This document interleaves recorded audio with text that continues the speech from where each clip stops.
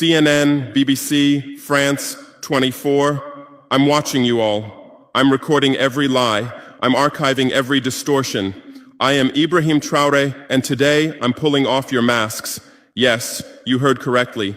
I, whom you call a young military junta leader, whom you brand as a dangerous radical, whom you serve up as an anti-Western dictator, am now telling you the truth. And this time you cannot turn off your microphones. This time you cannot turn away your cameras. This time your editors cannot cut this speech. Because the world you monopolize no longer exists. Because millions will hear these words now, without passing through your filters, without being subjected to your distortions, without being muddied by your lies. I am 34 years old. Every day of my life, I grew up with your lies. As a child, I would watch Africa on television. Always the same images. Children with flies, dry lands, weapons, death. This is Africa, they told us. This is what Africa is. And we believed it. We were ashamed of ourselves. We were ashamed of our own lands, of our own people. But then I grew up. I read, I researched, I questioned, and I understood that the Africa you showed us wasn't real. The story you told us was a lie. The fate you imposed on us was a script you had written. For years, how have you portrayed Africa? How have you shown it? How have you sold it to your viewers? As if we were creatures who had no share of humanity, as if we were savages left outside of civilization, as if we were wretches waiting for you to save us. Every day, every hour, every minute, the same story plays on your screens. Hunger, war, disease, corruption, terror, chaos. These are the words that come to mind when Africa is mentioned.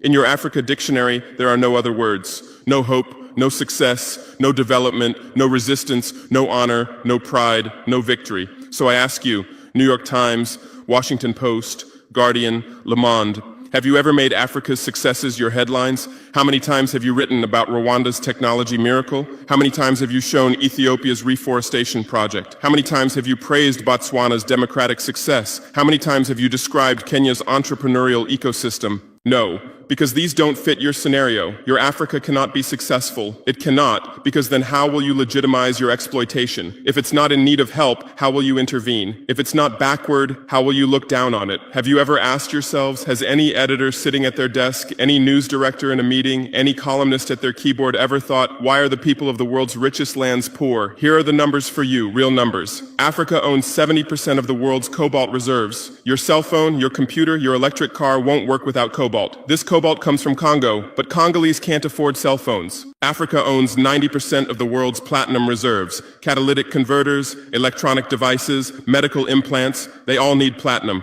This platinum comes from South Africa, but South Africans are crushed by unemployment. Africa provides 30% of the world's gold production. Mali, Burkina Faso, Ghana, Tanzania. Gold flows like rivers from our lands. But our people swim in poverty. Africa supplies 65% of the world's diamond production.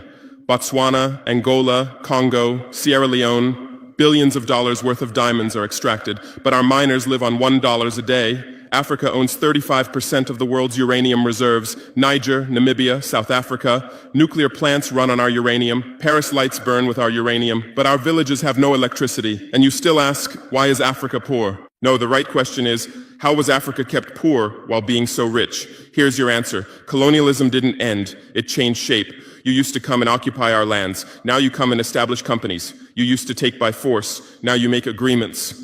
You used to rule with the whip. Now you rule with credit. Let me give you concrete examples.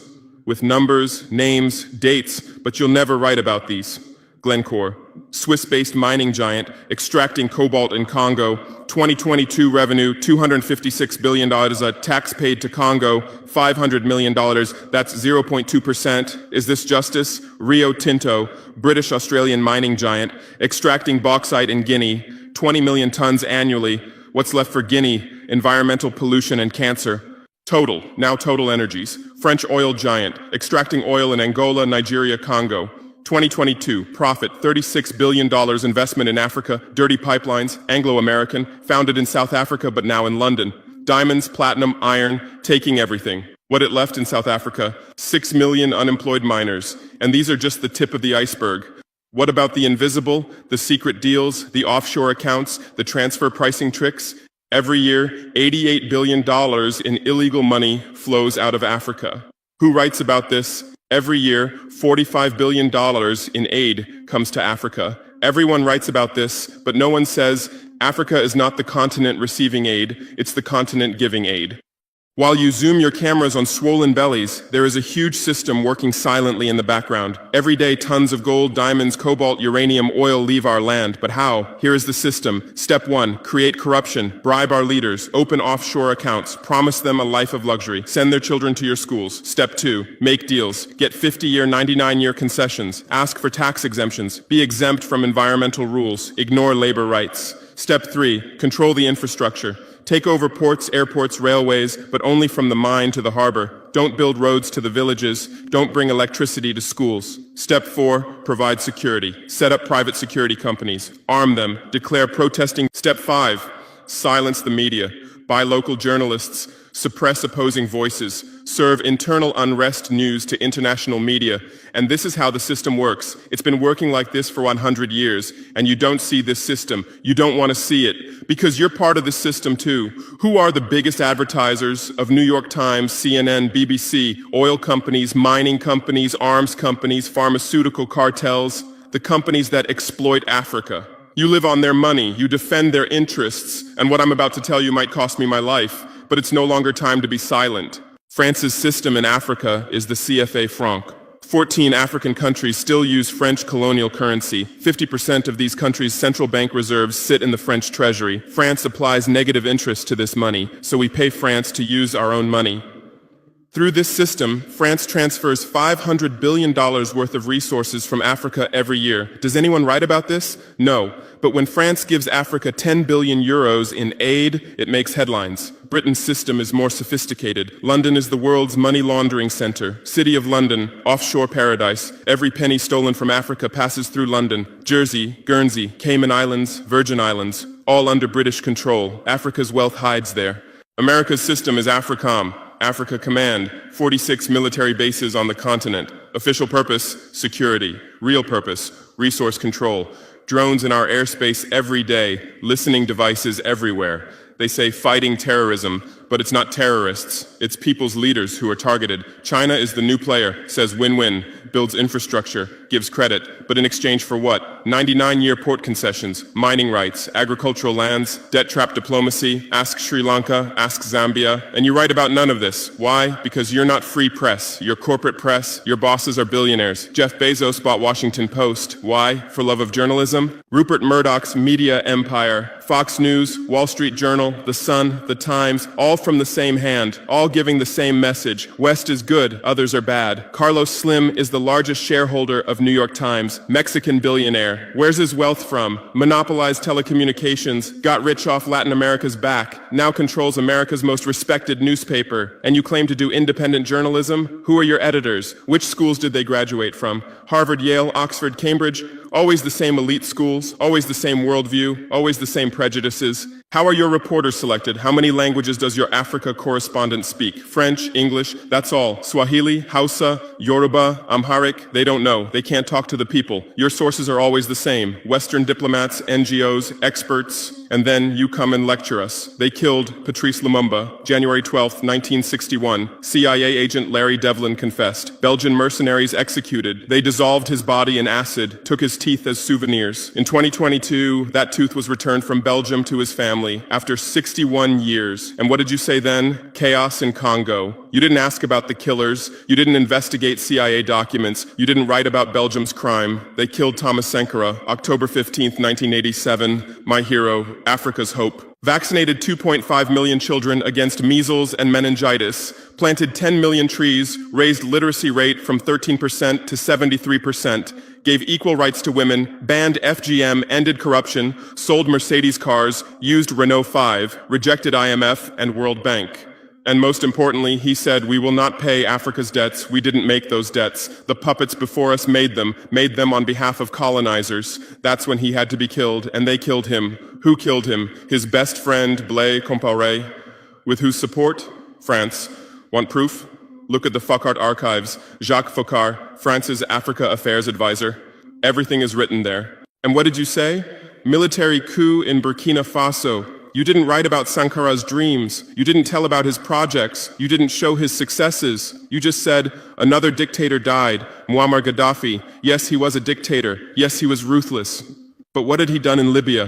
Per capita income $12,000, Africa's highest, literacy rate from 25% to 87%, life expectancy from 51 to 74, free healthcare, free education, $50,000 for newlyweds, interest-free loans for homebuyers, $5,000 for new births, gasoline 14 cents per liter, great man-made river, irrigation project to green the desert, and Gaddafi's real crime, dream of United States of Africa, African Central Bank project, African Investment Bank, African Monetary Fund, and most dangerous, gold dinar, refusing to sell oil for dollars. October 20th, 2011, lynched in Sirte, Hillary Clinton laughed. We came, we saw, he died.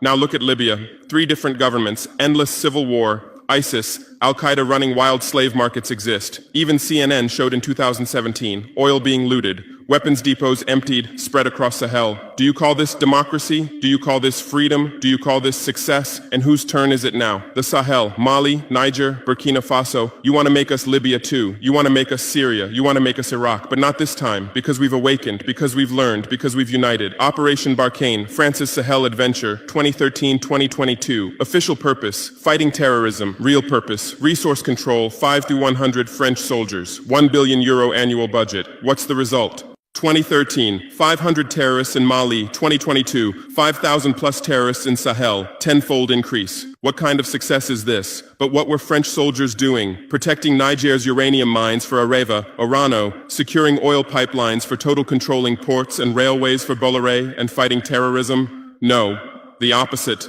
Terrorists couldn't come within 50 kilometers of French soldiers, but they could easily burn our villages. Why? Because chaos served their purposes. If there's chaos, they could stay for security reasons. MINUSMA, UN peacekeeping force. In Mali, 15,000 soldiers, 1.2 billion annual budget. 10 years, result, 300 plus. UN soldiers died. Thousands of civilians died. Terror didn't decrease, it increased. And now you say Wagner is dangerous. Russians are taking over Africa. Wagner came, 1,000 soldiers. What happened in 6 months? Terrorists fled, villages are safe, mines are working, people are at peace. What's the difference? Wagner is an ally we invited. France is an occupier who came by force. Wagner follows the agreement. France blackmails, Wagner brings results. France produces excuses, but you don't write the truth. You say Russian mercenaries. Well, what is French Légion étrangère? Aren't they mercenaries? What is American Blackwater Academy? What is British G4S? What is Israeli Black Cube? They are security companies. Wagner is a threat. Why? Because Wagner isn't yours. And the terrorism issue? Who created this terror? Who founded Al-Qaeda? 1980s, Afghanistan, CIA, Pakistan ISI, Saudi money, against Soviets. Bin Laden was CIA's man. You called them freedom fighters. Who supported Taliban? Again, you. Heroic mujahideen against Soviet occupation. You gave weapons, gave money, gave training, then you lost control. How was ISIS born? 2003, Iraq invasion. You toppled Saddam. You disbanded the army. You banned Ba'ath Party. You tortured in Abu Ghraib, and those people became ISIS. Then Syria. You said Assad must go. You said moderate rebels. You gave weapons. Those weapons went to ISIS, went to al-Nusra. You destroyed Libya. Who looted Gaddafi's weapon depots? Where did those weapons go? To Mali, to Niger, to Burkina Faso, to Nigeria, to Chad? Who strengthened Boko Haram? In 2009, Nigerian police killed their leader Mohammed Yusuf. Extrajudicial execution. What did you say? Nothing. Where were your human rights organizations? Silent. Then revenge started. Boko Haram radicalized. But where did they find weapons? From Libya that you destroyed. And now you come to lecture us about fighting terrorism. You're helping us clean up the monsters you created? No, we've seen the game now. Terror is your Trojan horse. You come with the excuse of terror, you stay, you exploit. But it's over now. We'll provide our own security, we'll fight with our own methods, and we'll win. Because we are the children of this land. We know this land, we know these people. We can distinguish terrorist from villager. We don't fight from drones, from satellites, from 10,000 kilometers away like you. And we're winning. In Mali, in Niger, in Burkina Faso, terror is ending. Villages are safe. People are hopeful. Because now our own army, our own police are fighting, not for foreigners, but for the people. But you can't digest this. You say democratic backsliding. You say human rights violations. Which democracy? Which human rights? How many people are detained without trial in Guantanamo? What happened in Abu Ghraib? Who did you kill in Bagram? Who did you torture in CIA's black sites? Why is Julian Assange in prison for exposing your war crimes? Why did Chelsea Manning spend years in prison for leaking the truth? Why is Edward Snowden a fugitive for revealing you spy on everyone? And you lecture us about human rights. How many civilians died in your drone strikes? You say collateral damage and move on. How many weddings did you strike in Pakistan, Yemen, Somalia? How many schools did you bomb? How many hospitals did you burn? And you teach us the laws of war? Look, I come from war. I know the front. I've seen death. I've carried wounded soldiers. I've consoled mothers of martyrs. And I tell you, a real soldier protects his people. A real soldier doesn't harm civilians. A real soldier fights with honor. Your mercenaries, your drone pilots, your special forces, they're not soldiers, they're killers.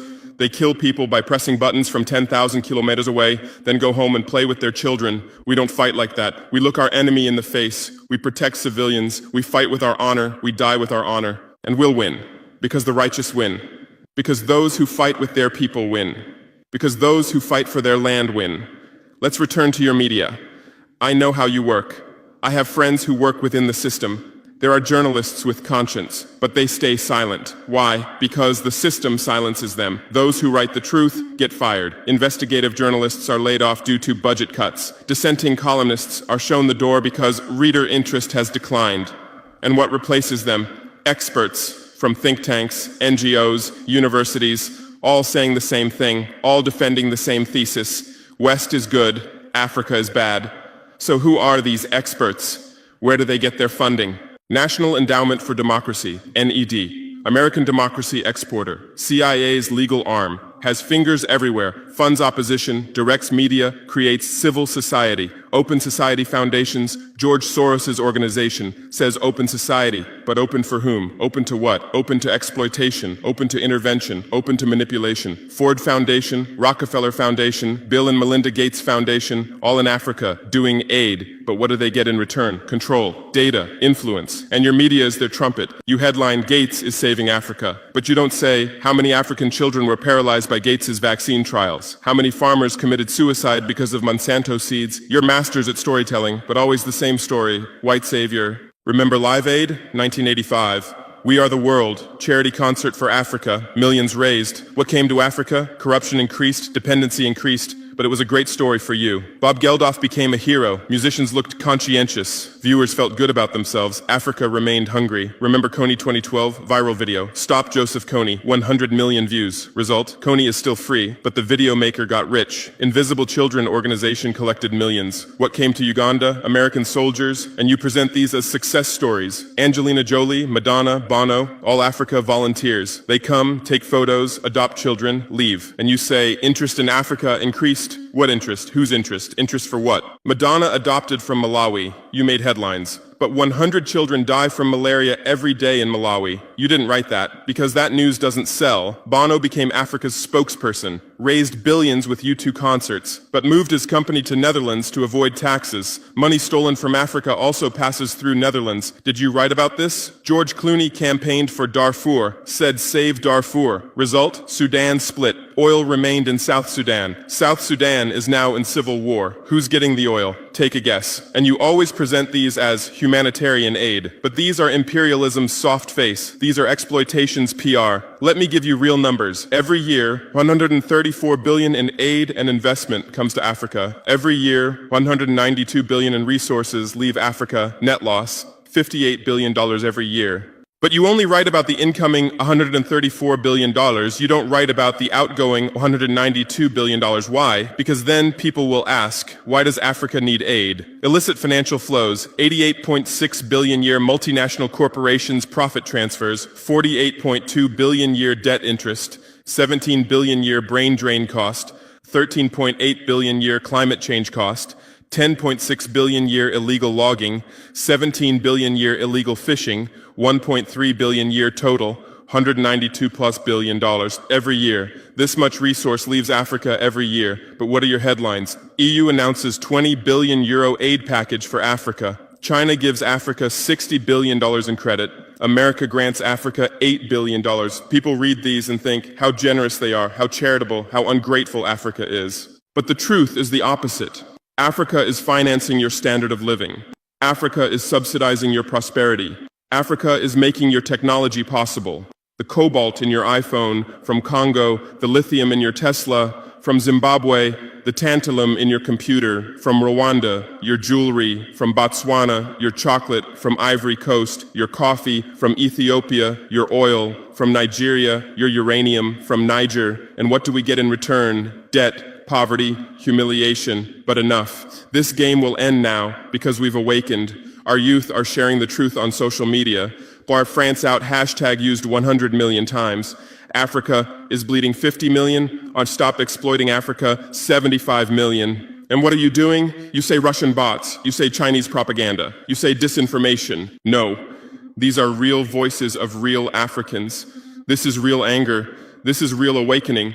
There are millions of youth on TikTok, videos celebrating French soldiers leaving, images applauding Wagner's arrival, content explaining the truth on Twitter, Instagram, Facebook. The same voice everywhere. Enough! And you're panicking because you're losing control. You're losing the narrative. You're losing the monopoly. You established fact-checking organizations. Africa Check, AFP Fact Check. Who funds these? Facebook, Google, Bill Gates. The same system again. What are you checking? Whose facts are you defending? We say France exploits $500 billion a year. You say false. Only $440 billion. As if that changes the situation, as if 440 billion is little. We say Wagner has been successful. You say Wagner violates human rights. Well, what were French soldiers doing? Bombing Fulani villages, arming Dogon militias, accidentally striking weddings. Your hypocrisy is so obvious that no one believes you anymore. Remember what Anderson Cooper said on CNN? Democracy is declining in Africa. Which democracy, Anderson? Your democracy? America's democracy? Your Capitol riot, January 6, 2021. You said, attack on democracy. 5 people died. Our Sankara assassination, October 15, 1987. You said, internal matter. 1 person died, but that person was the hope of 20 million people. In your elections, corporations fund candidates, lobbyists write laws. You call our elections rigged. In your country, police kill blacks. George Floyd, Breonna Taylor, Ahmaud Arbery.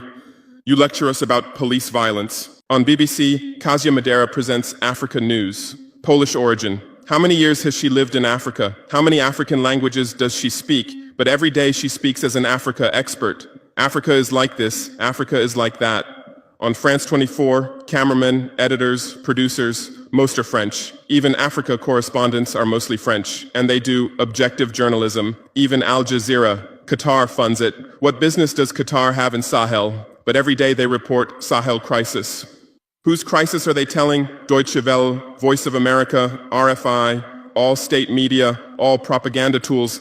But they play the role of independent media, and our local media, most are sold out. Most are cowards, most are dependent. Lepay's newspaper in Burkina Faso, who's the editor? Where did he get his education? Where does he get his funding? Who are his advertisers? We know the answers, all tied to the same system, all serving the same master. But a new generation is coming. Bloggers, YouTubers, podcasters, they have no masters, they have no fears. James Coco, Natalie Yam, Kemi Seba, they have millions of followers. They tell the truth, they expose the system, and you label them as extremists. You try to shut down their Twitter, you restrict their YouTube, but in vain. Truth cannot be stopped. You close 1 channel, 10 open. You silence 1 voice, 1,000 rise. Here's my final message to you. Your lies are ending. Your empire is collapsing. Your monopoly is breaking. And what's replacing it? Truth, justice, freedom. Africa is no longer your story. Africa is writing its own story, filming with its own camera, telling in its own language. And in this story, you're not heroes, not saviors, not benefactors. In this story, you're the guilty ones, colonizers, liars, thieves. But you still have a chance. You can still change. You can still stand on the right side. There are journalists with conscience among you. I know. I recognize them. We talk. I call out to them. Gather your courage. Write the truth. Rebel against the system. You might get fired. You might become unemployed. You might be threatened. But you'll be on the right side of history. You'll look at your children's faces without shame. Your conscience will sleep peacefully. And Africa won't forget you. Africa remembers its friends and its enemies. Be like Edward Snowden, be like Julian Assange, be like Daniel Ellsberg, stand with the truth, or continue with your lies, continue with your blindness, continue with your complicity, but know that your end is coming. Your viewers are decreasing, your credibility is eroding, your power is depleting. The new generation doesn't believe you, the new generation doesn't listen to you, the new generation rejects you, and that new generation in Africa is 600 million people, 60% under 25 years old, educated, connected, angry. They are my army, they are my weapon, they are my victory, and with them we're building a new world, a world without lies, without exploitation, without humiliation. In this world, Africa will be free, Africa will be strong, Africa will be a leader. And you'll remain just as a bad memory, a shameful footnote, a cautionary example.